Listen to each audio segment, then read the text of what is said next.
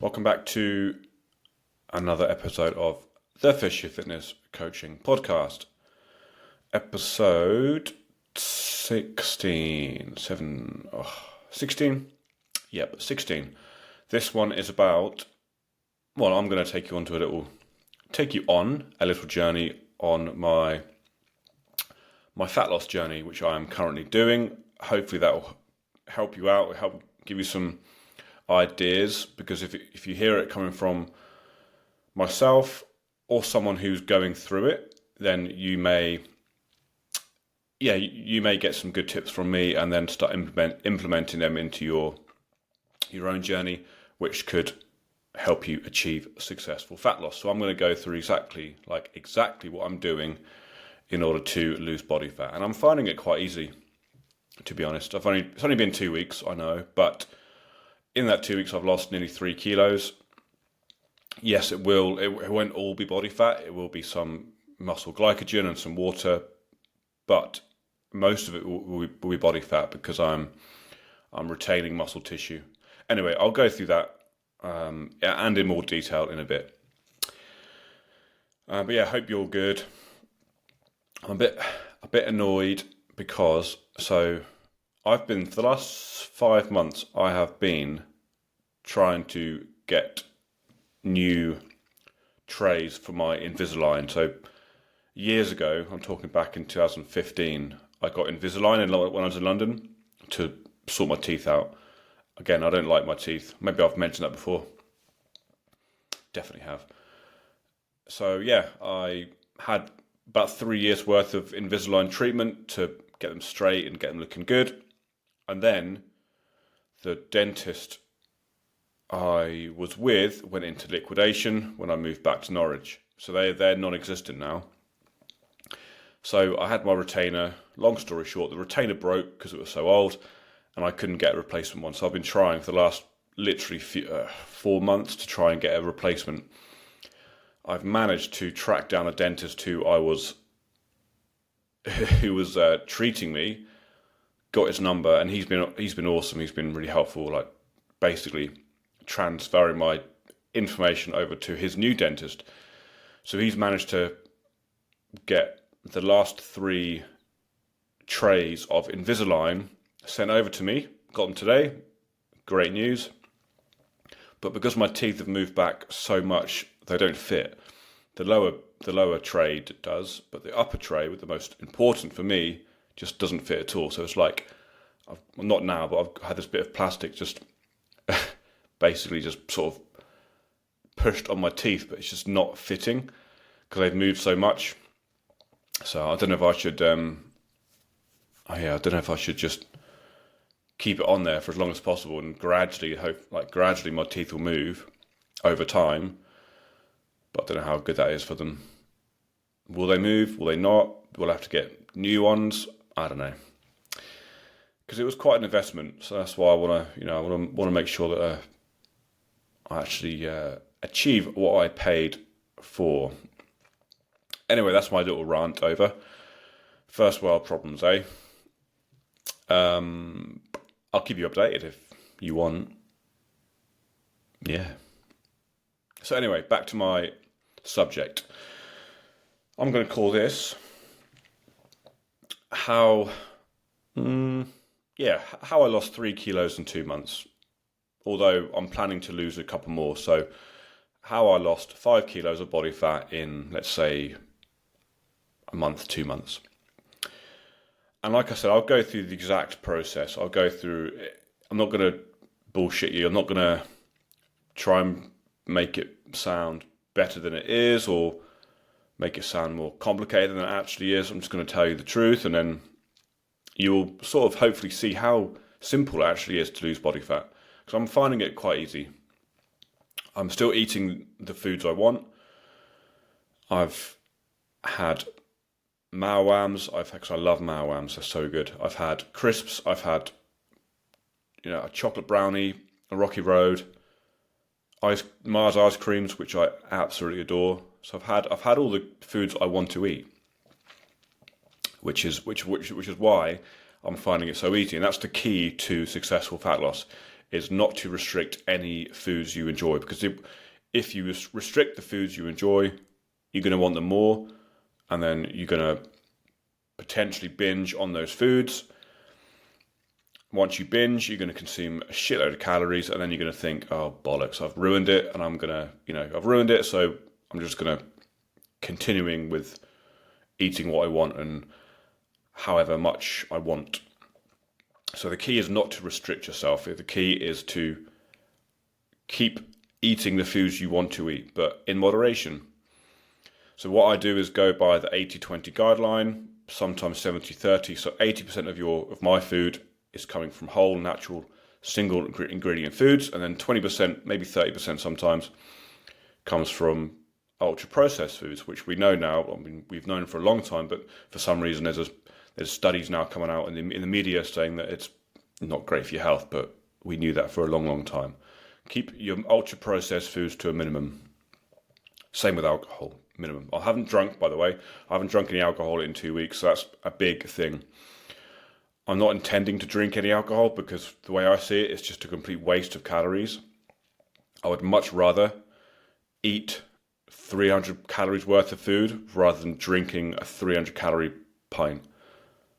I'd much rather eat some delicious food rather than having a pint. So I'm not going to drink any alcohol. I probably won't anyway. In fact, no, I've got nothing coming up, surprisingly. But yeah, not going to drink any alcohol, because if you're trying to lose fat and you're drinking alcohol, you're making it a lot harder than it should be, because on a night out you could consume up to 3,000-4,000 calories just on alcohol, and that's a lot out of your weekly allowance. So anyway, what I'm going to do, I'm going to show you how I found out my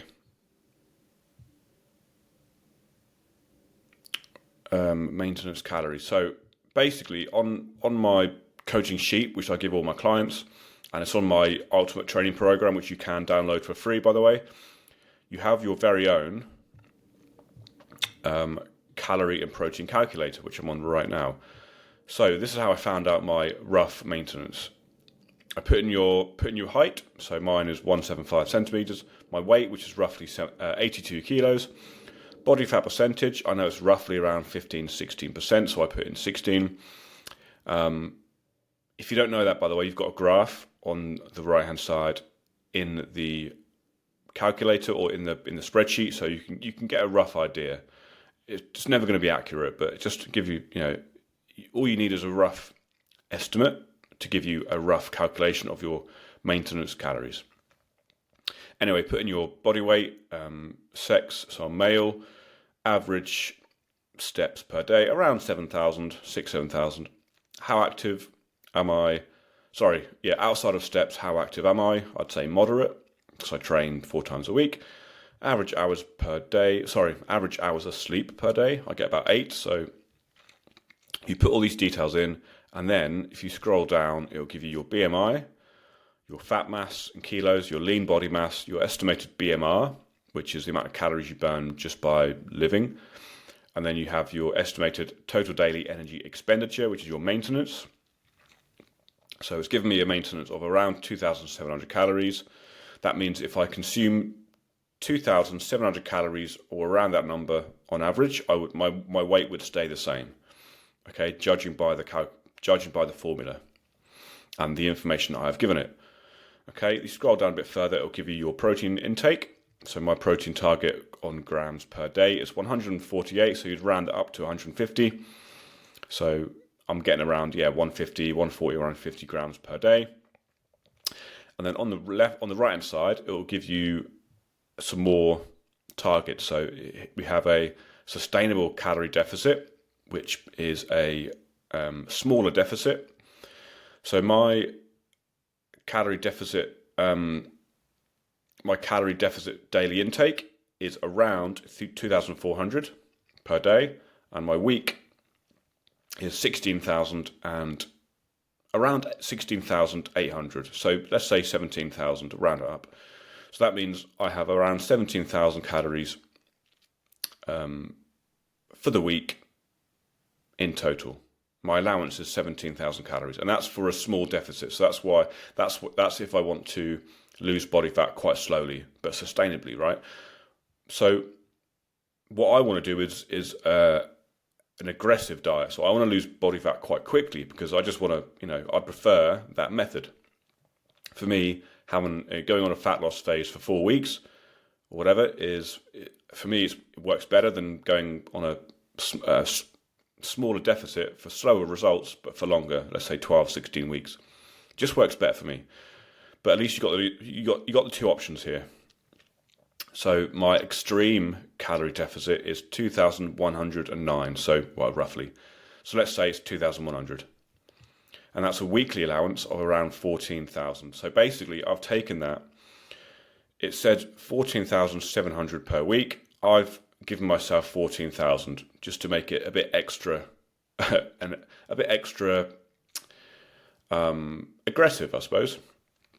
You also have your calories here if you want to gain weight. Okay, but I won't go into that just yet. But anyway, so my weekly allowance. Let's get rid of that. Let's go back to my screen. My weekly allowance, is 14,000. So I know that I've got around 14,000 calories to consume per week. Now, going by my last podcast, I do this a lot. I split up those days depending on what I've got going on in that week, depending on how hungry I am. Anyway, I went into that last week, so have a listen on last week's podcast. So essentially, all I'm doing is I'm using MacroFactor as my tracking app to track the food I am consuming on a day-to-day basis, and I'm making sure that I'm around the 2,000 calorie mark every day. And that's what I'm doing. All I'm looking at is my total calories for the day and my total protein. So my protein, again, I'm trying to get around 150 grams, and I'm not going too much over 2,000 calories. So I'm not being completely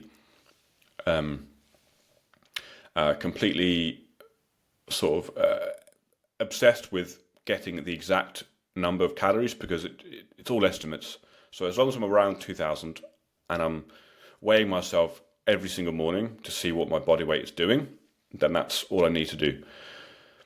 That way I can still eat some of the foods I want. I allow myself about 400 calories out of that 2,000 to go on whatever I want, like a Mars ice cream, bag of crisps or something. So I'm still having delicious food, right? And that's the key. It's the key for me anyway. It works best for me. So I keep my meals very, very simple, and I tend to eat the same every single day because for me it's just easier.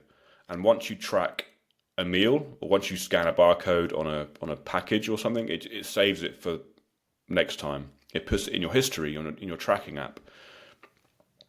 So let's say, this morning for breakfast, basically I have 3 boiled eggs with a bit of seasoning and 2 bits of toast with a little bit of butter and some Marmite. That's my breakfast. That comes to around 500 calories with about 30 grams of protein. I then wait as long as I can to have lunch. I'm normally around 3 p.m. and I'll have a chicken salad sandwich from Tesco, so a meal deal. I've got Tesco down the road, so I walk to Tesco, chicken salad sandwich with the carrot sticks with hummus and a Diet Coke or a Coke Zero. You can't go wrong with that. You've got some veg, it's wholemeal bread, it's quite filling. You've got your protein, you've got some carrots, you've got a little bit of hummus, and it's fairly low calories. Easy to track. You just scan it in your tracking app, and then then my last meal will be around 7 p.m. 7 p.m. I'll try and go as late as I can. And for my main meal, I have a lot of calories left, so I have either a chicken stir fry with no rice. I'll buy a big bag of the stir fry veg from either Tesco or Aldi, make my own sauce.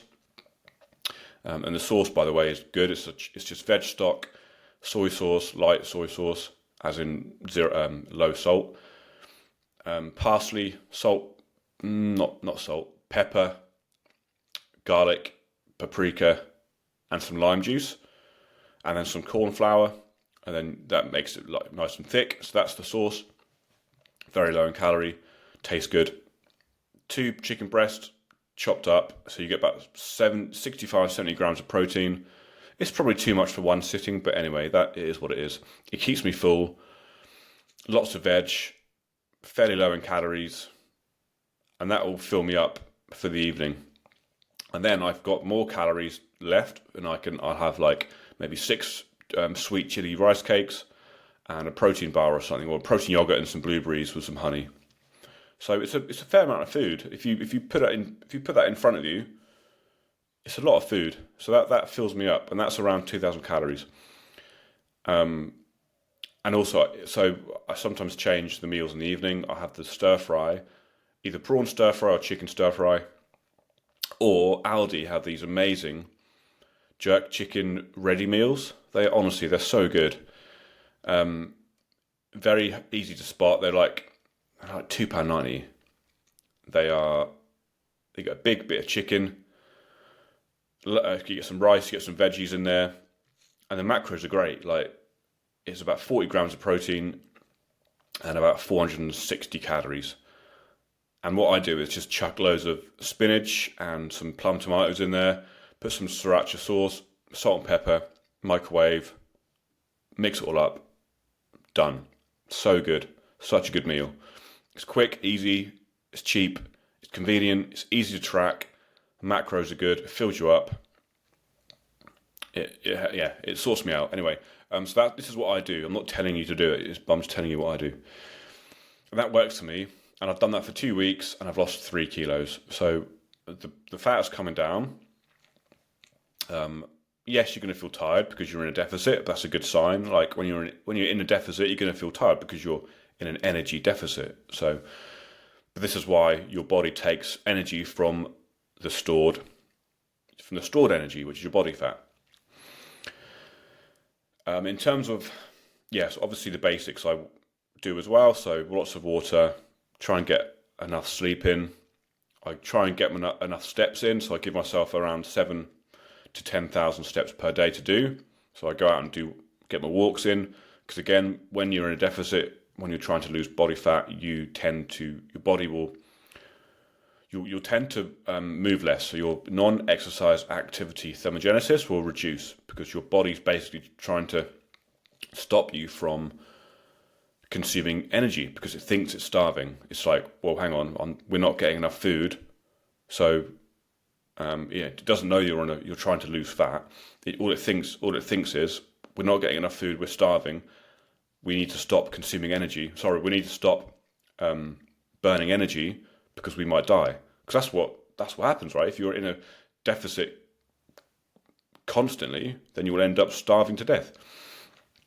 So your NEAT will reduce to stop, basically conserve energy. So you need to continue to make sure your energy output is high by giving yourself a step target of around 3, 4, 5, 6, 7,000 steps per day, depending on what your normal energy output or your activity level is like on a day-to-day basis.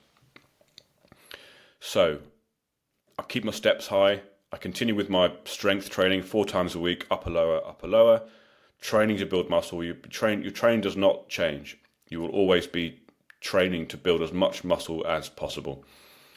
Yes, you may feel weaker, and you're not going to be getting any PBs because you're lacking in energy. But as long as you're trying to get a PB, you're trying to train hard, or you are training hard, the sole purpose is trying to maintain or retain muscle tissue. So you don't lose muscle tissue while you are in a deficit. If you didn't strength train, you would basically lose muscle tissue.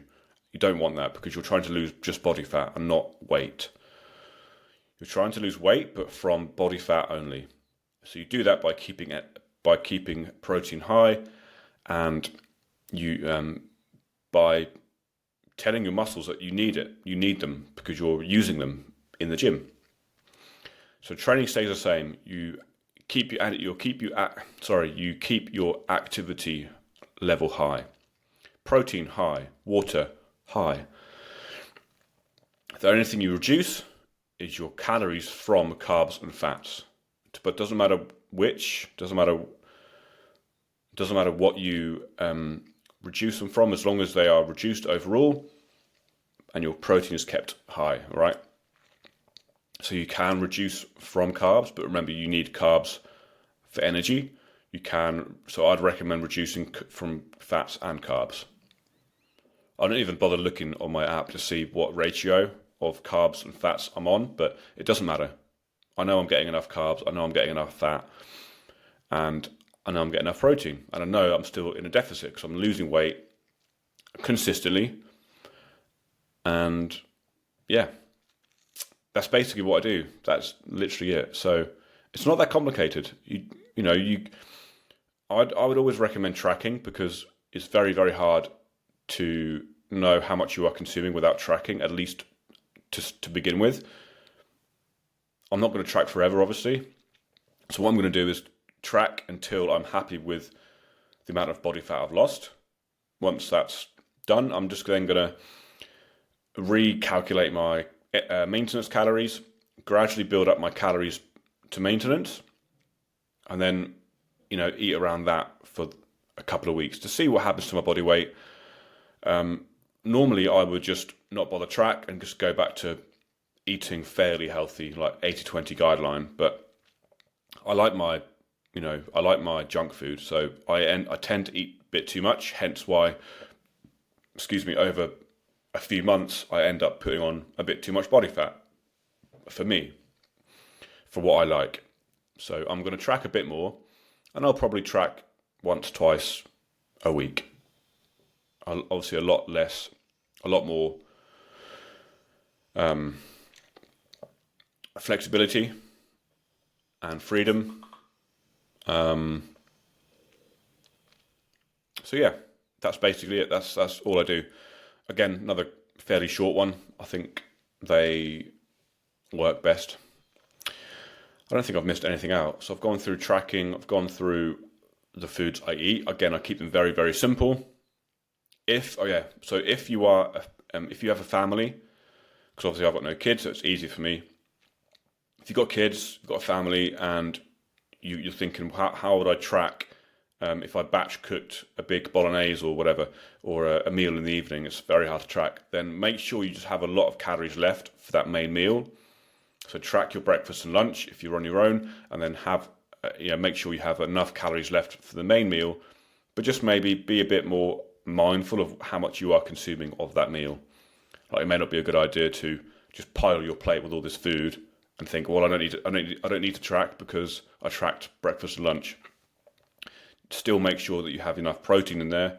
It's common sense. If you're trying to lose fat and trying to eat healthier, then it would make sense to make meals in the evening which contain lots of vegetables, lots of lean protein, lean meat, fish. Don't use too much olive oil for cooking, like use the spray oil. Just stuff like that you can do. Use potatoes, whole meal pasta, foods which will fill you up. But just try and use limited ingredients, which will involve less tracking. But it all comes down to being in a calorie deficit. If you're not losing body fat, you're not in a calorie deficit. It's as simple as that. You don't have to do keto, you don't have to do intermittent fasting.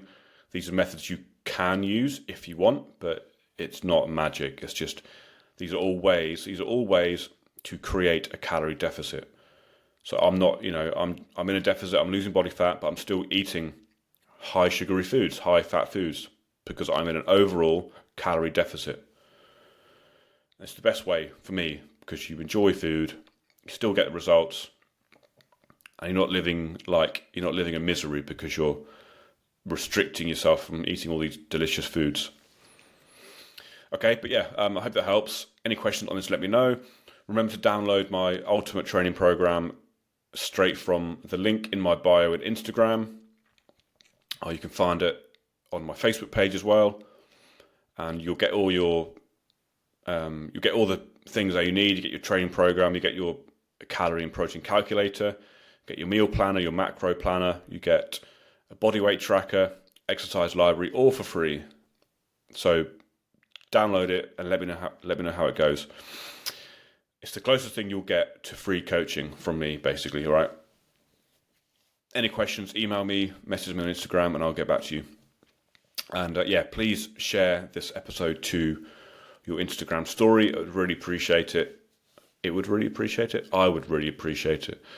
And any questions on coaching, as always, let me know. See if you're the right fit. We'll have a little chat. Potentially get you on board. I am bringing on 3 or 4 more guys soon for my Jacked for Lads program. So, yeah, if you're interested in knowing a bit more about that, just let me know and we'll have a chat and see if you are the right fit. Cheers, guys. Take care, and I will speak to you next week.